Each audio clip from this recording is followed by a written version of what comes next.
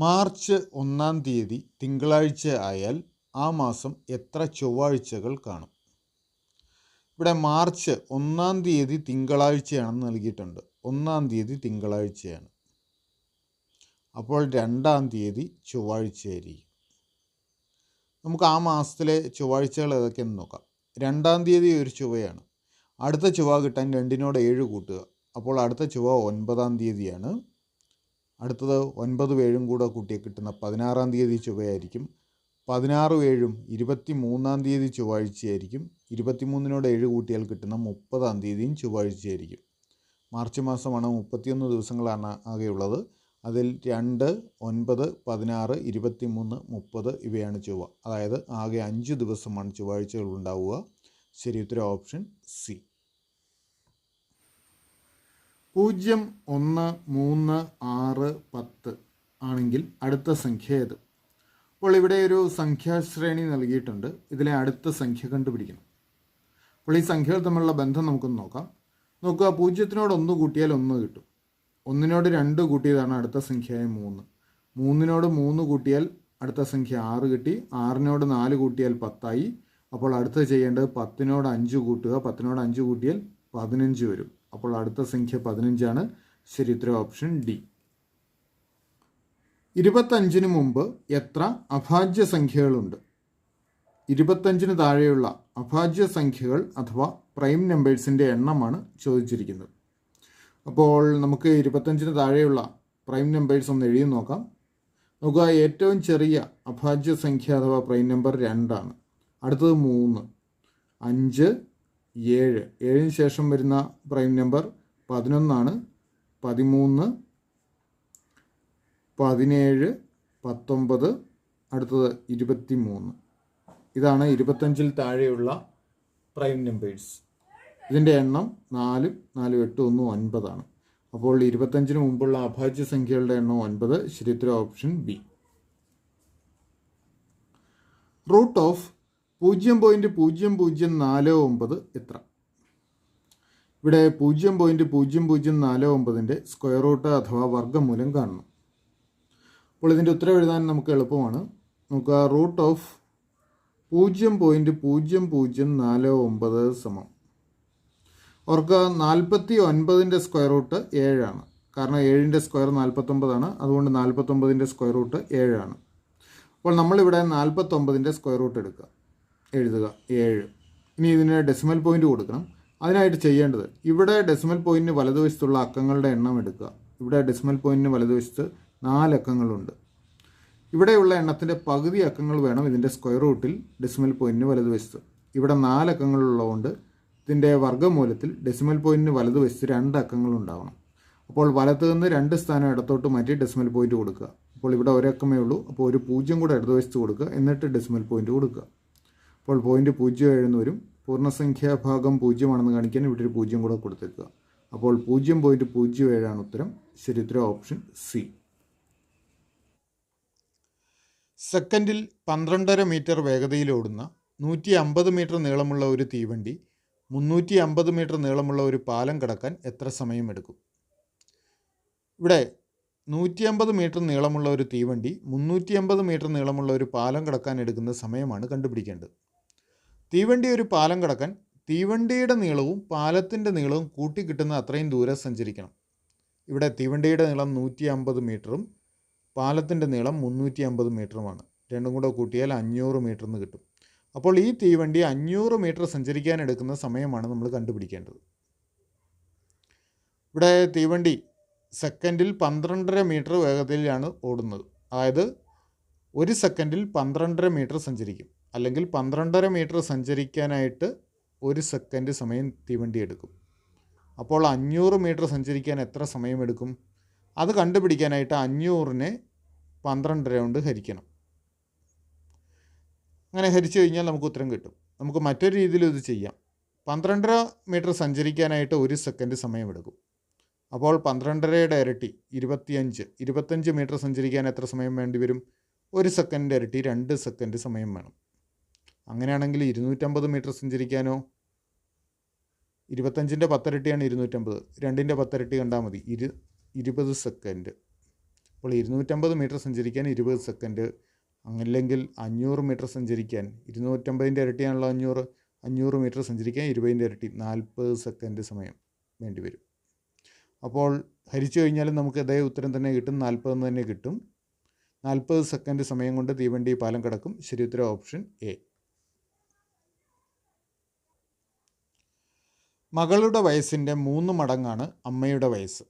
അമ്മയുടെ വയസ്സ് 51 ആണെങ്കിൽ മകളുടെ വയസ്സ് എത്ര? ഇവിടെ മകളുടെ വയസ്സിൻ്റെ 3 മടങ്ങാണ് അമ്മയുടെ വയസ്സെന്ന് പറഞ്ഞിട്ടുണ്ട്. അതായത് മകളുടെ വയസ്സിൻ്റെ 3 ഇരട്ടി, അല്ലെങ്കിൽ മകളുടെ വയസ്സിനെ 3 കൊണ്ട് ഗുണിച്ചാൽ അമ്മയുടെ വയസ്സ് കിട്ടും. അപ്പോൾ അമ്മയുടെ വയസ്സ് 51 ആണ്, മകളുടെ വയസ്സ് കണ്ടുപിടിക്കണം. ഇവിടെ മകളുടെ വയസ്സിനെ 3 കൊണ്ട് ഗുണിച്ചാലാണ് അമ്മയുടെ വയസ്സ് കിട്ടുക. അപ്പോൾ അമ്മയുടെ വയസ്സിൽ നിന്നും മകളുടെ വയസ്സ് കാണാൻ എന്ത് ചെയ്യണം? അമ്മയുടെ വയസ്സിനെ 3 കൊണ്ട് ഹരിക്കണം. അതായത് മകളുടെ വയസ്സ് കിട്ടാൻ 51നെ 3 കൊണ്ട് ഹരിക്കുക. അമ്മയുടെ വയസ്സിൻ്റെ 3/1 ഭാഗമായിരിക്കും മകളുടെ വയസ്സ്. 51നെ 3 കൊണ്ട് ഹരിച്ചാൽ 17 എന്ന് കിട്ടും. അപ്പോൾ മകളുടെ വയസ്സ് 17. ശരി ഉത്തരം ഓപ്ഷൻ ഡി. എത്ര 8/1 ചേർന്നാലാണ് 2/1 ആകുന്നത്? അപ്പോൾ 2/1 എത്ര 8/1 ഉണ്ട് എന്നാണ് ചോദ്യം. അത് കണ്ടുപിടിക്കാനായിട്ട് 2/1നെ 8/1 കൊണ്ട് ഹരിച്ചാൽ മതി. 2/1നെ 8/1 കൊണ്ട് ഹരിക്കുക. ഇവിടെ ഒരു ഭിന്നസംഖ്യയെ മറ്റൊരു ഭിന്നസംഖ്യ കൊണ്ടാണ് ഹരിക്കുന്നത്. അപ്പോൾ ഹരിക്കാനായിട്ട് ഈ 8/1ൻ്റെ വിൽക്രമം കൊണ്ട് ഇതിനെ ഗുണിക്കുക. 2/1 ഗുണം ഇതിൻ്റെ വിൽക്രമം വരുമ്പോൾ അംശവും ഛേദവും പരസ്പരം മാറ്റി എഴുതണം. 1/8 എന്ന് വരും. രണ്ട് ഭിന്നസംഖ്യകൾ തമ്മിൽ ഗുണിക്കുന്നതിന് അംശങ്ങൾ തമ്മിൽ ഗുണിച്ച് അംശമായും ഛേദങ്ങൾ തമ്മിൽ ഗുണിച്ച് ഛേദമായും എഴുതിയാൽ മതി. അപ്പോൾ 1 × 8 8, 2 × 1 2, 8/2 4. അപ്പോൾ 2/1 4 8/1 ശരി ഉത്തരം ഓപ്ഷൻ ഡി. രണ്ട് സംഖ്യകളുടെ ലസാഗുവും ഉസാഖയും യഥാക്രമം 144, 24 എന്നിവയാണ്. സംഖ്യകളിൽ ഒരെണ്ണം 72 ആയാൽ രണ്ടാമത്തെ സംഖ്യ ഏത്? അവർക്ക് ഇവിടെ രണ്ട് സംഖ്യകളുടെ ലസാഗു അഥവാ LCM 144 എന്ന് നൽകിയിരിക്കുന്നു. ഉസാഖ അഥവാ HCF 24 എന്ന് നൽകിയിരിക്കുന്നു. കൂടാതെ സംഖ്യകളിൽ ഒരെണ്ണം 72 എന്ന് നൽകിയിട്ടുണ്ട്. രണ്ടാമത്തെ സംഖ്യ നമുക്ക് X എന്ന് എടുത്തു കഴിഞ്ഞാൽ ഈ സംഖ്യകളുടെ ഗുണനഫലവും ഇവയുടെ ലസാഗുവിൻ്റെയും ഉസാഖയുടെയും ഗുണനഫലവും തുല്യമായിരിക്കും. ഓർക്കുക, രണ്ട് സംഖ്യകളുടെ ഗുണനഫലവും അവയുടെ ലസാഗുവിൻ്റെയും ഉസാഖയുടെയും ഗുണനഫലവും തുല്യമായിരിക്കും. അതായത് 72 ഗുണം X എന്നുള്ളത് 144 ഗുണം 24 തുല്യമായിരിക്കും. അപ്പോൾ X കണ്ടുപിടിക്കാൻ ഈ 144 ഗുണം 24 72 കൊണ്ട് ഹരിച്ചാൽ മതി. ഇനി ഹരിക്കാനായിട്ട് ഓർക്കുക, 72ൻ്റെ ഇരട്ടിയാണ് 144. 70ൻ്റെ ഇരട്ടി 140, 2ൻ്റെ ഇരട്ടി 4, 72ൻ്റെ ഇരട്ടിയാണ് 144. അപ്പോൾ 144നെ 72 കൊണ്ട് ഹരിക്കുക. അപ്പോൾ 2 എന്ന് കിട്ടും. 2 ഗുണം 24 48. അപ്പോൾ രണ്ടാമത്തെ സംഖ്യ 48. ശരി ഉത്തരം ഓപ്ഷൻ ബി. 5 സംഖ്യകളുടെ ശരാശരി 41. 35 എന്ന പുതിയൊരു സംഖ്യ കൂടി ആറാമതായി ചേർത്താൽ പുതിയ ശരാശരി എത്ര? ഇവിടെ 5 സംഖ്യകളുടെ ശരാശരി 41 നൽകിയിട്ടുണ്ട്. ആ കൂട്ടത്തിൽ 35 എന്ന ഒരു സംഖ്യ കൂടി ചേർത്ത് കഴിഞ്ഞാൽ പുതിയ ശരാശരി എത്രയെന്ന് കണ്ടുപിടിക്കണം. അപ്പോൾ ശരാശരി കാണണമെങ്കിൽ സംഖ്യകളുടെ തുകയെ അവയുടെ എണ്ണം കൊണ്ട് ഹരിക്കണം. ശരാശരി കാണാൻ സംഖ്യകളുടെ തുകയെ അവയുടെ എണ്ണം കൊണ്ട് ഹരിക്കണം. അപ്പോൾ ഇവിടെ 6 സംഖ്യകളുടെ ശരാശരി കാണണമെങ്കിൽ ഈ 6 സംഖ്യകളുടെ തുക നമുക്ക് ആദ്യം കിട്ടണം. ഇവിടെ 5 സംഖ്യകളുടെ ശരാശരി നൽകിയിട്ടുണ്ട്, ആറാമതായി ചേർക്കുന്ന സംഖ്യയും നൽകിയിട്ടുണ്ട്. അപ്പോൾ 5 സംഖ്യകളുടെ ശരാശരിയിൽ നിന്നും അവയുടെ തുക നമുക്ക് കണ്ടുപിടിക്കാം. അതിനായിട്ട് എണ്ണം കൊണ്ട് ശരാശരിയെ ഗുണിച്ചാൽ മതി. അതായത് 5 കൊണ്ട് ഈ 41നെ ഗുണിച്ചു കഴിഞ്ഞാൽ നമുക്ക് ഈ 5 സംഖ്യകളുടെ തുക കിട്ടും. അതായത് 5 ഗുണം 41 205 വരും. ഇതിൻ്റെ കൂടെ ആറാമതായി ചേർക്കുന്ന സംഖ്യ കൂടെ ചേർക്കുക, 35. 205ൻ്റെ കൂടെ 35 കൂട്ടിയാൽ 240. അപ്പോൾ 6 സംഖ്യകളുടെ തുക 240 ആണ്. ഈ 240നെ അവയുടെ എണ്ണമായ 6 കൊണ്ട് ഹരിക്കുക. 24നെ 6 കൊണ്ട് ഹരിച്ചാൽ 4 എന്ന് കിട്ടും. അപ്പോൾ 240നെ 6 കൊണ്ട് ഹരിച്ചാൽ 40. അപ്പോൾ 6 സംഖ്യകളുടെ ശരാശരി 40 ആണ്. ശരി ഉത്തരം option C. A B C D E എന്നിങ്ങനെ 5 കുട്ടികൾ ഒരു വരിയിൽ നിൽക്കുന്നു. ബിയുടെയും ഡിയുടെയും ഇടയിലാണ് എ ഉള്ളത്. ഡിയുടെയും ഇയുടെയും ഇടയിലാണ് സി ഉള്ളത്. ഏറ്റവും അറ്റത്തുള്ള കുട്ടികൾ ആരെല്ലാമായിരിക്കും? അപ്പോൾ തന്നിട്ടുള്ള വിവരങ്ങൾ വെച്ച് നമുക്ക് ഈ കുട്ടികൾ നിൽക്കുന്ന ക്രമം ഒന്ന് അടയാളപ്പെടുത്തി നോക്കാം. ബിയുടെയും ഡിയുടെയും ഇടയിലാണ് എ ഉള്ളത്. അപ്പോൾ ബിയും ഡിയും എഴുതി അതിനിടയ്ക്കായിരിക്കും എ വരേണ്ടത്. ഡിയുടെയും ഇയുടെയും ഇടയിലാണ് സി ഉള്ളത്. അപ്പോൾ ഡിയും ഇയും അതിനിടയിൽ സിയും. അപ്പോൾ B, A, D, C, E ഈ ക്രമത്തിനായിരിക്കും കുട്ടികൾ നിൽക്കുക. ഇവിടെ അറ്റത്തുള്ള കുട്ടികൾ ആരൊക്കെയാണ്? ബിയും ഇയുമായിരിക്കും. അപ്പോൾ അറ്റത്തുള്ള കുട്ടികൾ ബിയും ഇയുമായിരിക്കും. ശരിയുത്തരം ഓപ്ഷൻ എ. 13 3 ഭാഗം 26 4 സമൻ ഡാഷ്. നമുക്കിവിടെ 13 3 26 4 കൊണ്ട് ഹരിക്കണം. അപ്പോൾ ഇത് ചെയ്യുന്നതിനായിട്ട് നമുക്ക് ഒരു ഭിന്നസംഖ്യയെ മറ്റൊരു ഭിന്നസംഖ്യ കൊണ്ടാണ് ഹരിക്കുന്നത്. അപ്പോൾ ഇതിനായിട്ട് ഈ 26 4 വ്യുൽക്രമം കൊണ്ട് 13 3 ഗുണിച്ചാൽ മതി. അപ്പോൾ ഇത് 13 3 ഗുണം 26 4 വ്യുൽക്രമം എന്ന് പറഞ്ഞാൽ 4 26. ഇനി നമുക്കിത് സിംപ്ലിഫൈ ചെയ്യാം. നോക്കുക, 13ൻ്റെ ഇരട്ടിയാണ് 26. അപ്പോൾ 13 കൊണ്ട് 26 ഹരിക്കാം. അപ്പോൾ 2 എന്ന് വരും. ഇനി ഇവിടെ 3 ഗുണം 2 6, ഛേദത്തിൽ 4, 4 6 എന്ന് വരും. നോക്കുക, 4ഉം 6ഉം 2ൻ്റെ ഗുണിതങ്ങളാണ്. അംശത്തിനെയും ഛേദത്തിനെയും 2 ഉപയോഗിച്ച് ഹരിച്ചാൽ 3/2 എന്ന് കിട്ടും. അല്ലെങ്കിൽ 2ൽ 3 ആണ് ഉത്തരം. ശരി ഉത്തരം ഓപ്ഷൻ എ. ഇവിടെ ചിത്രങ്ങളാണ് നൽകിയിരിക്കുന്നത്. നോക്കുക, ആദ്യം ഒരു ചതുരം, ഇവിടെ 2 ചതുരങ്ങൾ ഒരുമിച്ച് ചേർത്തത്, 3 ചതുരങ്ങൾ ഒരുമിച്ച് ചേർന്ന് എക്സെട്ര. ഈ ക്രമത്തിൽ തുടർന്നാൽ 5ാമത്തെ ചിത്രത്തിൽ എത്ര വരകൾ കാണും എന്നാണ് കണ്ടുപിടിക്കേണ്ടത്. നോക്കുക, ആദ്യത്തെ ചതുരം ഇത് 4 വരകൾ ചേർന്നാണ്. അപ്പോൾ ഇതിന് 4 വരകൾ വേണം. അടുത്ത ചിത്രം നോക്കുക, ആദ്യത്തെ ചതുരത്തോട് 4 വരകളായി, അതിനോട് 3 വരകളും കൂടെ ചേർത്താൽ അടുത്ത ചിത്രം കിട്ടും. ആദ്യത്തെ 4നോട് ഒന്നും കൂടെ ചേർത്ത് 3. അപ്പോൾ മൊത്തം 7 വരകൾ വേണം ഇവിടെ. ഇനി അടുത്ത ചിത്രം നോക്കുക, ആദ്യത്തെ 4, അതിനോട് 3 ചേർത്താൽ അടുത്തതായി, ഇനി 3 വരകളും കൂടെ ചേർത്താൽ ഇവിടെ 3 കള്ളിയുള്ള ചതുരം കിട്ടും. അപ്പോൾ എത്രയായി? ആദ്യത്തേൻ്റെ 4, അതിനോട് 3 ചേർത്ത് അടുത്തെടുത്തു, അതിനോട് 3, ടോട്ടൽ എത്ര വരും? 10 വരകളാണുള്ളത്. നോക്കുക, 1 2 3 4 5 6, പിന്നെ 4 എണ്ണം വെർട്ടിക്കലായിട്ടുള്ളത്, 7 8 9 10, അങ്ങനെ 10 വരകളായിരിക്കും ഇതിലുണ്ടാവുക.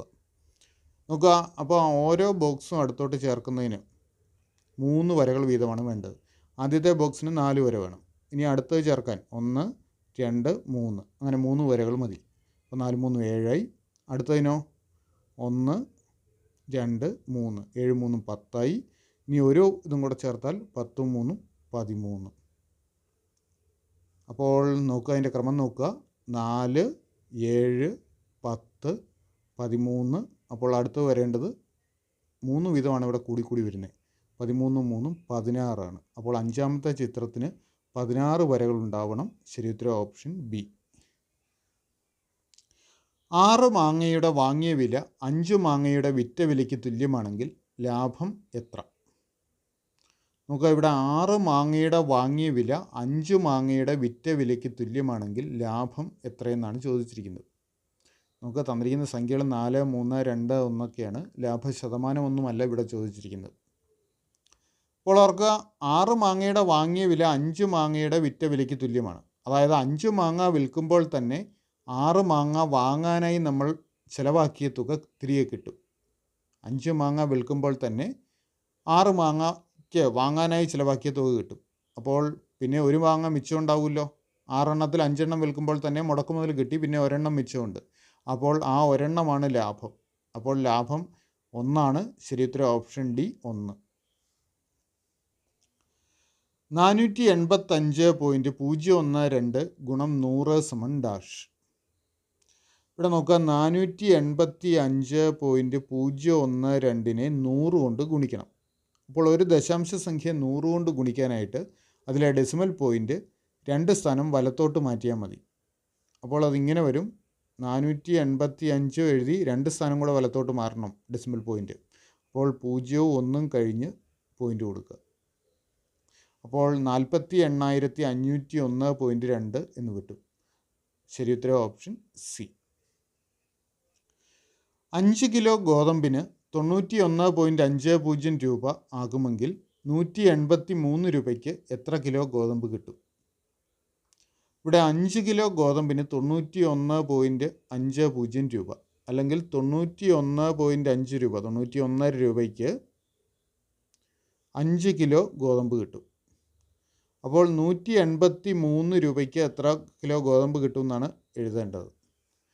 നോക്കുക, 91.5യുടെ ഇരട്ടിയാണ് 183. 90ൻ്റെ ഇരട്ടി 180ഉം 1.5യുടെ ഇരട്ടി 3ഉം. അപ്പോൾ 91.5ൻ്റെ ഇരട്ടിയാണ് 183.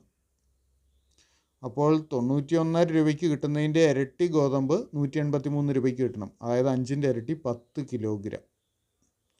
ശരി ഉത്തരം ഓപ്ഷൻ സി. 6 ആളുകൾ ഒരു ജോലി 10 ദിവസം കൊണ്ട് ചെയ്തു തീർക്കുന്നു. എന്നാൽ ഒരാൾ ആ ജോലി എത്ര ദിവസം കൊണ്ട് ചെയ്തു തീർക്കും? ഇവിടെ 6 ആളുകൾക്ക് ജോലി ചെയ്തു തീർക്കാൻ 10 ദിവസം വേണം. അങ്ങനെയെങ്കിൽ ഒരാൾ തനിയാണെങ്കിൽ ആ ജോലി ചെയ്തു തീർക്കാൻ എത്ര ദിവസം വേണമെന്നാണ് കണ്ടുപിടിക്കേണ്ടത്. ആളുകളുടെ എണ്ണം 6ൽ നിന്നും 1ആയി, അതായത് 6ൽ1 ഭാഗമായി മാറി. അപ്പോൾ അവർക്ക് വേണ്ട ജോലി ചെയ്തു തീർക്കാൻ വേണ്ട ദിവസങ്ങളുടെ എണ്ണം 10ൻ്റെ 6 ഇരട്ടിയാകും. അവർക്ക് 6 ആളുകൾക്കാണ് 10 ദിവസം വേണ്ടിയിരുന്നത്. ഇവിടെ ഒരാളേ ഉള്ളൂ, അതായത് 6ൽ1 ഭാഗമേ ഉള്ളൂ ആളുകളുടെ എണ്ണം. അപ്പോൾ ദിവസങ്ങളുടെ എണ്ണം അതിനനുസരിച്ച് കൂടും. അത് 10ൻ്റെ 6 ഇരട്ടിയാകും. അതായത് 10 × 6 60 ദിവസം വേണ്ടി വരും. അപ്പോൾ ഒരാൾ തനിയാണെങ്കിൽ 60 ദിവസം കൊണ്ടേ ആ ജോലി ചെയ്ത് തീരുള്ളൂ. ശരി ഉത്തരം ഓപ്ഷൻ സി. 5 × 21 - 7 അധികം 7 × 2 = ഡാഷ്. നോക്കുക, നമുക്ക് ഈ ക്രിയ ഒന്ന് ചെയ്യാം. അപ്പോൾ ആദ്യം ഈ ബ്രാക്കറ്റിൽ കിടക്കുന്ന ക്രിയ ചെയ്യാം. അപ്പോൾ 5 × 21ൽ നിന്ന് 7 കുറച്ച് കഴിഞ്ഞാൽ 14. 5 × 14 അധികം 7 × 2 കൂടെ ചെയ്യാം. 7 × 2 അതും 14 സമം. നമുക്ക് 5 കൊണ്ട് 14നെ ഗുണിക്കാം. അപ്പോൾ 70 എന്ന് കിട്ടും. അപ്പോൾ 70 + 14, 70ഉം 14ഉം 84. ഉത്തരം 84ആണ്. ശരി ഉത്തരം ഓപ്ഷൻ ഡി. 18ൽ 15 = 30ൽ ഡാഷ്. അപ്പോൾ നമുക്ക് ഈ ക്വസ്റ്റ്യൻ മാർക്കിൻ്റെ സ്ഥാനത്ത് വരുന്ന സംഖ്യ ഏതെന്ന് കണ്ടുപിടിക്കണം. നമുക്ക് തൽക്കാലം ആ സംഖ്യ എക്സ് എന്ന് എടുക്കാം. അപ്പോൾ 18ൽ 15 = 30ൽ എക്സ് എന്ന് വരും. എക്സിൻ്റെ വാല്യൂ കണ്ടുപിടിക്കാനായിട്ട് നമുക്ക് ഈ 30നെയും കൂടെ ഇടതുവശത്തേക്ക് കൊണ്ടുപോകാം.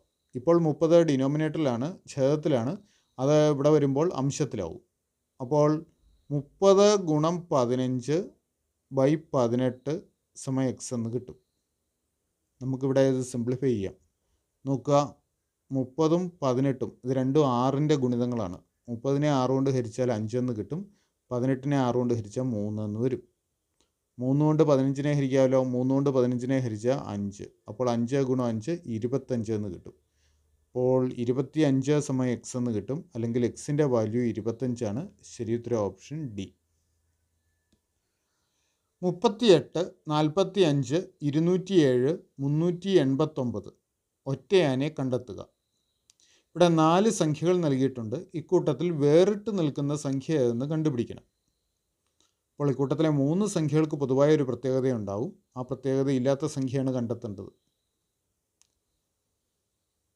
നോക്കുക, ഇക്കൂട്ടത്തിൽ ഈ 389 എന്ന സംഖ്യ ഒരു അഭാജ്യ സംഖ്യ അഥവാ പ്രൈം നമ്പറാണ്. അഭാജ്യ സംഖ്യ അഥവാ പ്രൈം നമ്പറാണ്. ബാക്കി 3ഉം പ്രൈം നമ്പർ അല്ല, ഭാജ്യ സംഖ്യകൾ അഥവാ കോമ്പസിറ്റ് നമ്പേഴ്സാണ്. അപ്പോൾ ഇക്കൂട്ടത്തിൽ വേറിട്ട് നിൽക്കുന്നത് 389 ആണ്. അത് അഭാജ്യ സംഖ്യയാണ്. ശരി ഉത്തരം ഓപ്ഷൻ സി 389. 0.99നോട് എത്ര കൂട്ടിയാൽ 2 കിട്ടും? 0.99നോട് എത്ര കൂട്ടിയാൽ 2 കിട്ടും എന്ന് കണ്ടുപിടിക്കണം. അത് കണ്ടുപിടിക്കുന്നതിനായിട്ട് 2ൽ നിന്നും 0.99 കുറയ്ക്കണം. അപ്പോൾ കുറയ്ക്കാനുള്ള സൗകര്യത്തിനായിട്ട് നമുക്ക് 2നെ 2.00 എന്ന് എഴുതുക. അതിൽ നിന്ന് 0.99 കുറയ്ക്കുക. നമുക്ക് കുറയ്ക്കാം. 1.01 കിട്ടും. 1.01. അപ്പോൾ ഉത്തരം 1.01. ശരി ഉത്തരം ഓപ്ഷൻ ബി.